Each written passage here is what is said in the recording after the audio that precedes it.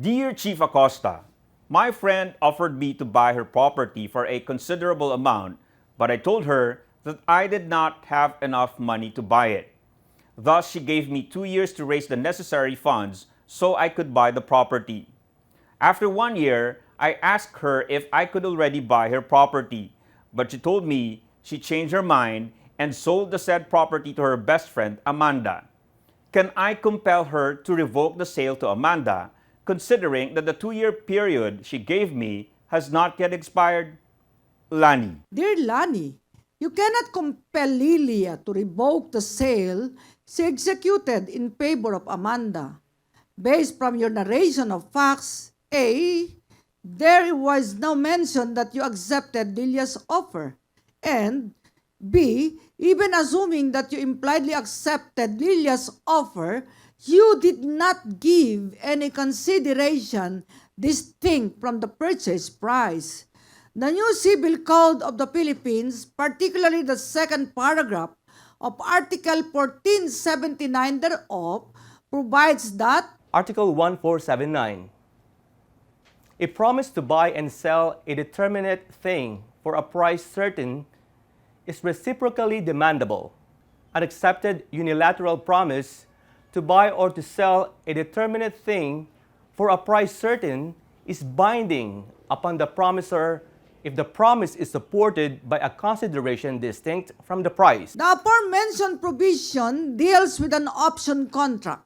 The Supreme Court in the case of PNOC et al. Versus Keppel Philippines Holdings, penned by the Honorable former Associate Justice Arturo Brion, exhaustively discussed what an option contract is and separated it from sale and to quote, An option contract is a contract where one person, called the offerer or the promisor, grants to another person, the offeree and promisee, the right or privilege to buy or to sell a determinate thing at a fixed price if he or she chooses to do so within an agreed period. As a contract, it must necessarily have the essential elements of subject matter, consent, and consideration. Although an option contract is deemed a preparatory contract to the principal contract of sale, it is separate and distinct therefrom. Thus, its essential elements should be distinguished from those of a sale. In an option contract, the subject matter is the right or privilege to buy or to sell a determinate thing for a price certain, while in sales contract, the subject matter is the determinate thing itself. The consent in an option contract is the acceptance by the offeree of the offerer's promise to sell or to buy the determinate thing. Example, the offeree agrees to hold the right or privilege to buy or to sell within a specific period.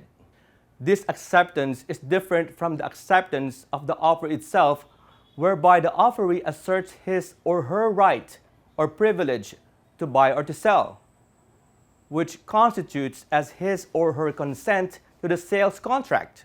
The consideration in an option contract may be anything of value, unlike in a sale where the purchase price must be in money or its equivalent.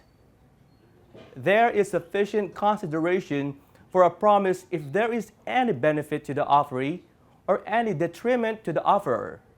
applying the foregoing in your present situation, there are several reasons why you cannot compel Lilia to revoke the sale she made in favor of Amanda. As earlier stated, there was no acceptance on your part of Lilia's offer, which is required to form the option contract.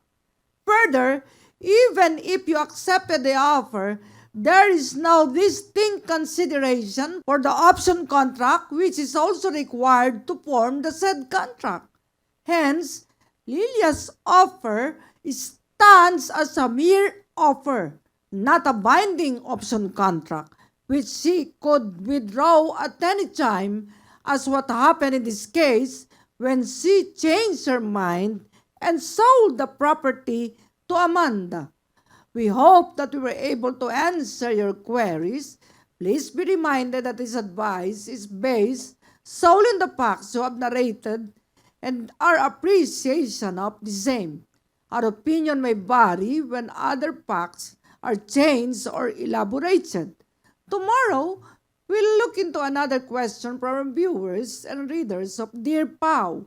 This is your host, Dr. Presida B. Rueda Acosta, the Chief Public Attorney of the Republic of the Philippines. Goodbye for now.